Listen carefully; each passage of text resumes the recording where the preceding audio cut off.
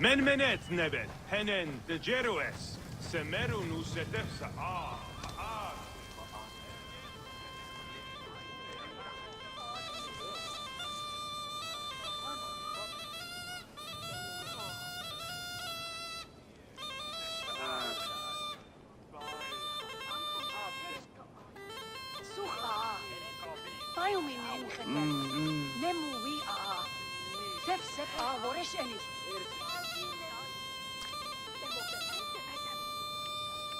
خابخنيت هي سهر إبدمني خسميت إريا ورو بق أنور أويه الشعر طعن السي سرح الرداد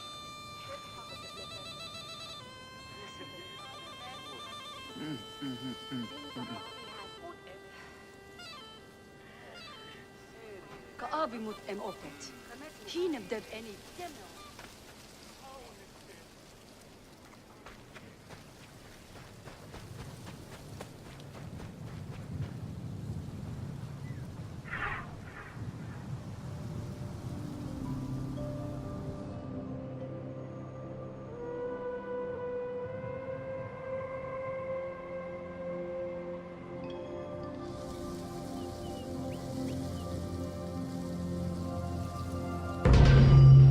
Welcome to the Riddles of the Sphinx. A sphinx was originally meant to be a personification of the king. The human head, wearing pharaonic regalia, was fused with the body of a lion, thus sharing the qualities the powerful animal possessed, namely its power, the swiftness of its attack, and its majestic authority. By these very virtues, it was also considered a symbol of protection.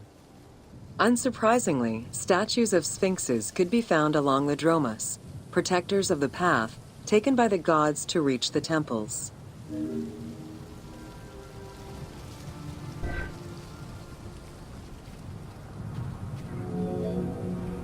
Over the centuries, enthusiasts and historians alike have wondered, who built the Sphinx? For what purpose? And who does it represent? These questions remain unanswered. Several theories do exist, however, some more credible than others. One theory supposes that Jedefre chose to pay homage to his father Khufu by building the Great Sphinx of Giza. The stone temple on the eastern face of the Sphinx would have been added later on by his brother and successor, Khafre, in order to strengthen the divine worship of their father. It would be the first Egyptian temple oriented with the sun.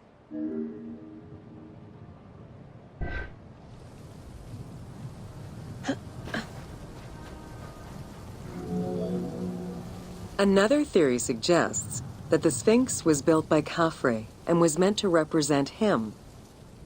The arguments to support this hypothesis are based on the fact that the limestone beds used for the main work of the Temple of the Sphinx are geographically and architecturally similar to the Valley Temple of Khafre.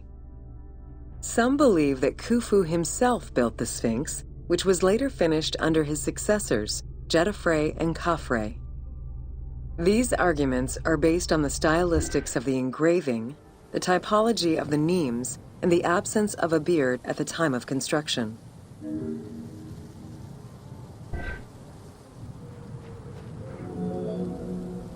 While ancient Egypt as a whole leaves a rather monochrome vision of its monuments and statuary, it is vital to understand that in ancient times, absolutely everything was painted.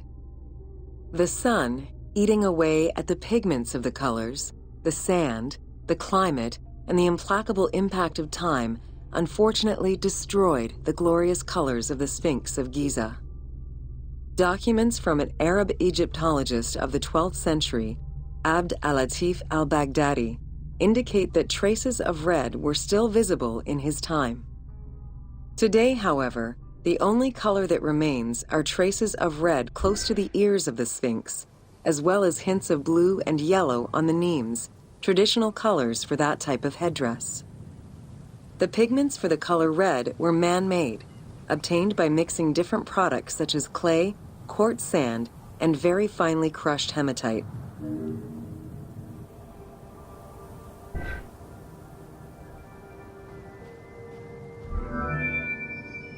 Red had a strong symbolism in ancient Egypt. It was both the color of life and the color of death. It could represent the sands of the desert or the brilliance of the sun. Red was also associated with the god Seth, vengeful and destructive. The Egyptian word for red, deshur, is also the word which was used to signify the desert, or the royal crown of Lower Egypt. In art, red was also the color used to paint the bodies of men, while yellow was used for women. It is possible that there were also color restoration efforts during the Saite period about 600 years before Cleopatra's rule, as indicated by notes on the inventory stele, discovered in 1858 by Auguste Mariette. It is because of this that the team made the decision to display it with its full range of colors, even though the Sphinx's colors would have likely faded by Cleopatra's time.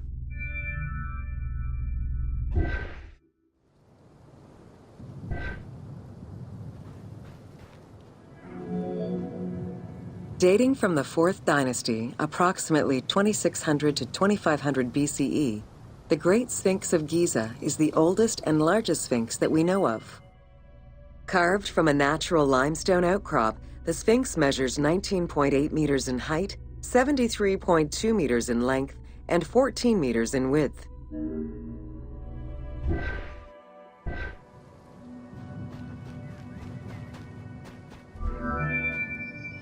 In order to bring polish to the imposing monument, several blocks of limestone were added after the initial construction phase. Since then, there have been numerous attempts at preservation. The polish present in the game integrates some aspects of modern restoration attempts. The team made this choice to present a more iconic version of the Sphinx of Giza to the player. Today, the Sphinx is called the Terrifying One. This appellation is translated from its Arabic name, Abu al-Hal, which in turn was derived from Baluba in Coptic.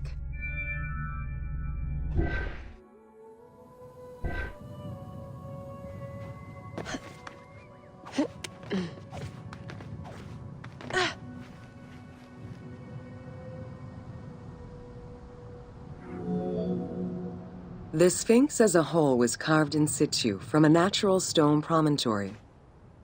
Its head was built in a limestone peak of the Mukattam Plate, and the body was sculpted in the underlying rock layer where it is located.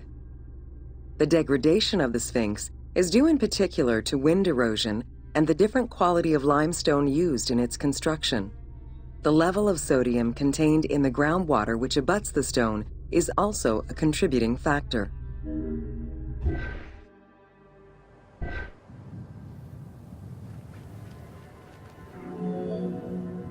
The natural bedrock is seen through the oblique natural strata of the Sphinx's body that are similar to the surrounding limestone.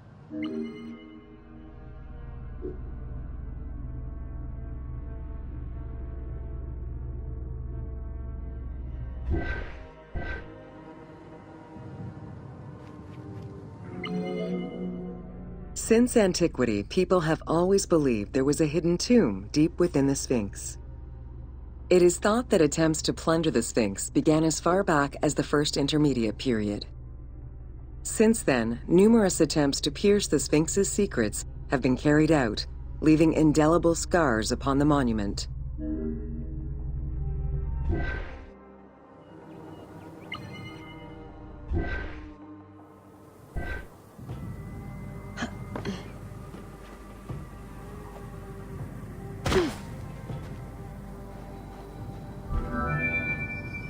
"12 meters long and cut during pharaonic times, another entrance in the back of the Sphinx aroused curiosity. Although Thutmose IV attempted to seal it off, it was possibly reopened by treasure hunters. It was rediscovered by Howard Vyse and mapped more recently by Mark Lehner. This entrance at the back of the Sphinx leads to different cavities of a few meters each, in directions going inside the statue's body and under the surface. The team has used this opportunity to extrapolate a little more.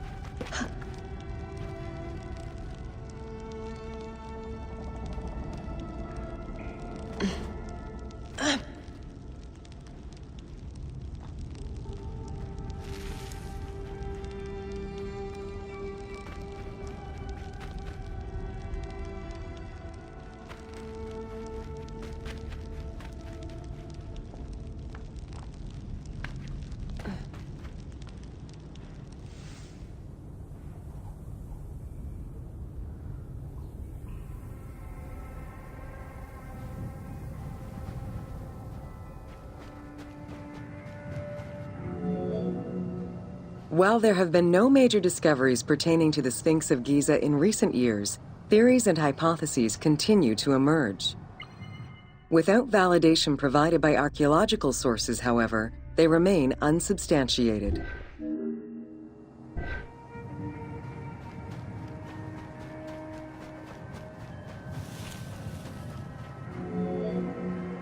The first of the main theories as to the Sphinx of Giza's meaning posits that the Sphinx was originally a massive representation of the god Anubis. Its principal arguments are that the head of the Sphinx is disproportionate compared to the size of its body. The second theory believes that the representation of two sphinxes on the stela of Thutmose IV would indicate that another stone sphinx had existed on the site itself, possibly even in paired symmetry on the other side of the Nile. However, neither of these theories can be verified in any way.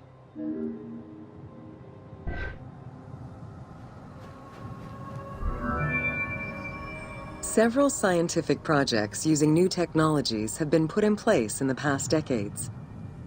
The most important was led by Mark Lehner and his team, who specialize in the study and survey of the Giza Plateau, including the Sphinx site. The mapping made it possible to see the materials used to construct the Sphinx, analyze the different layers of erosion, and figure out the most fragile areas to protect.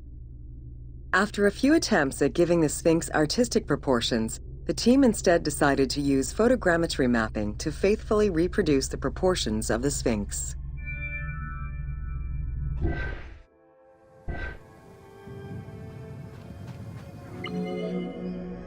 What the Sphinx of Giza represented during its construction and how the Sphinx was perceived by the Egyptians of the New Kingdom are two very different matters. Originally a representation of the king imbued with the power of the lion, the Sphinx was eventually viewed as a direct representation of the Most Divine. It is theorized that kings of the New Kingdom believed that the Sphinx of Giza was the one who recognized and legitimized the ruler of Egypt. Thus, despite the fact the Sphinx of Giza was partially buried under the sand during his reign, Amenhotep II knew that the monument was of great importance.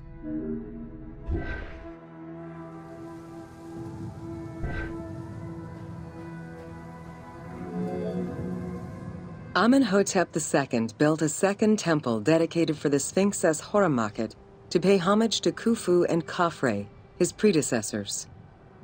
It became a common habit for this dynasty to spend time with their royal courts at the Sphinx. Its sanctuary became known as Setepet, the Chosen.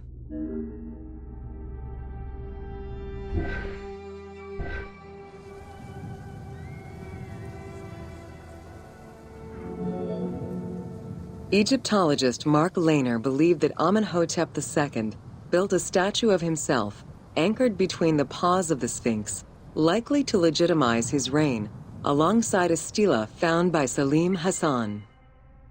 Many other pharaohs of this dynasty, such as Tutankhamun and Ramses II, also left marks of their passage in a similar fashion, sometimes even stripping the stones of nearby temples and pyramids to do so. Amenhotep II's son and successor, Thutmose IV, was a frequent offender.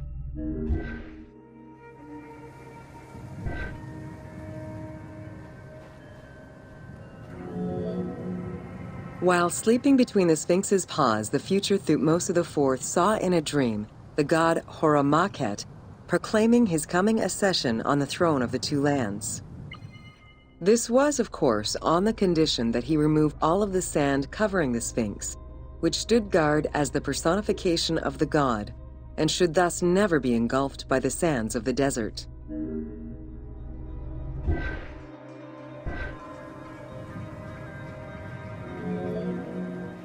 The 15-ton dream stela built by Thutmose IV to commemorate his dream was discovered by an Italian Egyptologist, Giovanni Battista Caviglia, in 1818, when he undertook the task of freeing the Sphinx from the sand, which had, yet again, covered it. Caviglia was looking for an entrance into the structure of the Sphinx, but instead he discovered an open-air chapel and stelas between the paws. Ashes from a ceremony were still present. Protected by sand, they quite possibly were from the last ceremonies in Roman times.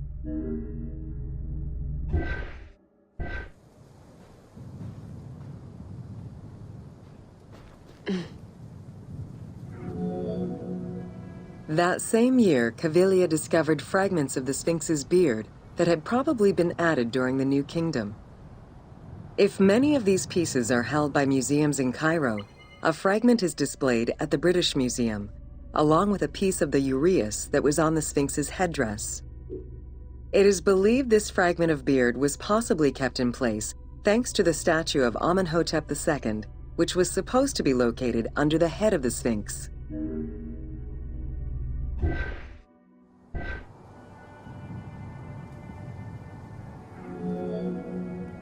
A popular cultural legend purports that the nose of the Sphinx of Giza was lost during the time of Napoleon Bonaparte to the cannon fire of French soldiers in training. However, engravings from before the time of that campaign already depicted the Sphinx without a nose, indicating that it had been removed before the French campaign.